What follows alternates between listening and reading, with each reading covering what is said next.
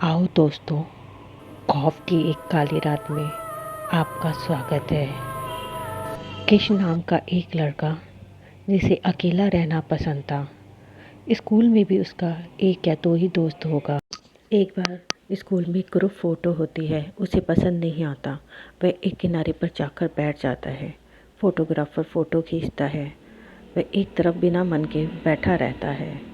अगले दिन जब फ़ोटो आती है तो उसे देखकर हैरानी होती है। उसमें तो वह था ही नहीं। वह मैडम से शिकायत करता है कि मैडम, फ़ोटोग्राफ़र ने फ़ोटो ठीक से नहीं ली, इसमें मैं तो हूँ ही नहीं। मैडम कहती है कि शायद कोई गलती हुई होगी, लेकिन कृष को अच्छा नहीं लगता। वह फ़ोटोग्राफ़र के पास ही चला जाता है और उसे कहता है, आपने मेरी फ़ोटो ली ही नहीं। फ़ोटोग्राफ़र उसकी बात पर कोई ध्यान नहीं रहता। वह अपने काम में लगा रहता है। बहुत ज़्यादा जिद करने पर वह उसे एक अलमारी से कैमरा निकाल कर देता है। कैमरा बहुत पुराना और अजीब सा होता है।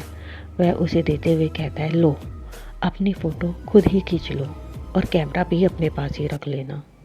किशन यह सुनकर बहुत खुश होता है कि उसे एक फ़ोटो के बदले में कैमरा ही मिल गया। वो कैमरा लेकर घर आता है। कैमरे को देख रहा होता है, तभी एक फ्लैश उसके ऊपर चमकती है और एक फ़ोटो उससे बाहर निकलती है। जब वो फ़ोटो देखता है तो सोचता है शायद कैमरे में कोई फ़ोटो फंसी रह गई होगी। वो देखता है कि फ़ोटो में एक लड़का फटी हुई टी शर्ट पहने हुए है। वो फ़ोटो को एक तरफ रखता है और अपने कमरे में जाने लगता है। तभी दीवार की कील से उसकी टी शर्ट फट जाती है। उसे कुछ ध्यान आता है। वह वापस उस कैमरे के पास जाता है और उस फ़ोटो को ध्यान से देखता है। फ़ोटो में वही होता है। उसे बड़ा अजीब सा लगता है कि ये फ़ोटो पहले से कैसे खिंच गई, पर वो फिर भी कोई ज़्यादा ध्यान नहीं देता। इतने में थोड़ी देर में उसकी बहन खेलते हुए उसके पास आती है। अब कैमरे की फ्लैशलाइट उसकी सिस्टर पर पड़ती है। सिस्टर खेलते हुए वापस अपने कमरे में चली जाती है। उस कैमरे से एक फ़ोटो बाहर आती है। जब किश उस फ़ोटो को देखता है तो भागकर अपनी बहन के पास जाता है और उसे धक्का देकर एक तरफ गिरा देता है। उसकी बहन डरकर ज़मीन पर जा गिरती है। फिर किश उसे बताता है कि उस कैमरे से जो फ़ोटो निकली थी उसमें एक पंखा उसके पास गिरा हुआ है और वह नीचे बेहोश पड़ी है। तब दोनों हैरान रह जाते हैं, क्योंकि पंखा, जैसे ही किश ने अपनी बहन को धक्का दिया था तभी एक पंखा ऊपर से नीचे गिरता है। अब किश को समझ आता है कि यह कैमरा फ्यूचर की तस्वीरें खींचता है। वह कैमरा लेकर स्कूल में जाता है और अपने दोस्त को दिखाता है। दोस्त उसे थोड़ी देर के लिए कैमरा मांगता है, लेकिन वह मना कर देता है। तभी एक फ्लैशलाइट उसके दोस्त पर पड़ती है। दोस्त भागकर बाहर चला जाता है। किशन उसमें से निकली हुई फ़ोटो देखता है। तभी वह दौड़कर अपने दोस्त के पास जाता है, लेकिन तब तक उसका दोस्त एक अलमारी से टकराकर नीचे गिर जाता है। अब कृष को समझ आ जाता है कि उसे क्या करना है। शायद कृष के अंदर एक शैतानी आत्मा का जन्म हो चुका था।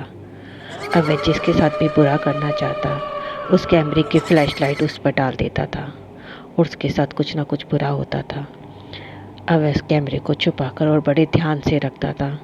एक दिन वह कैमरा लेके बैठा होता है, तभी उसके पेरेंट्स उसके पास आते हैं और बोलते हैं, हमें ज़रूरी काम से बाहर जाना है। लेकिन तभी कैमरे की फ्लैशलाइट उन पर गिरती है और वह बाहर चले जाते हैं।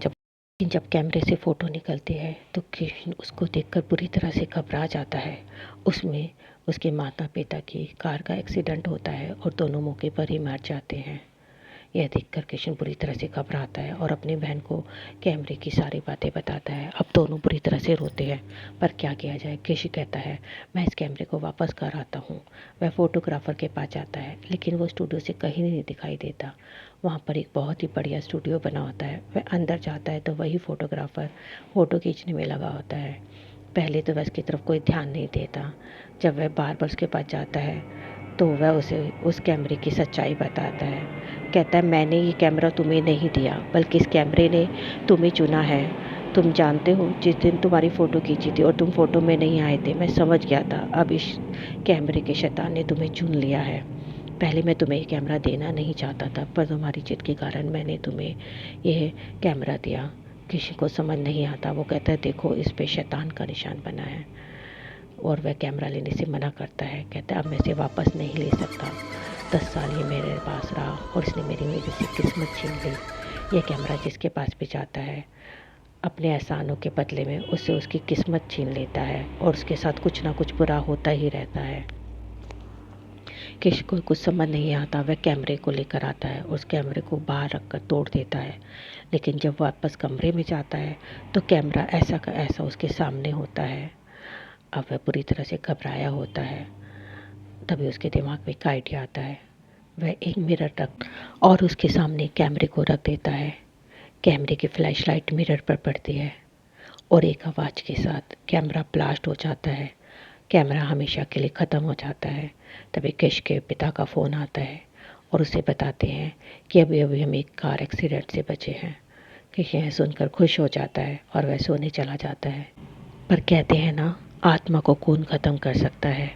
अब उस शैतान की आत्मा उस मिरर में आ जाती है, क्योंकि वैसा ही निशान जो कैमरे पर था अब उस मिरर के किनारे पर था।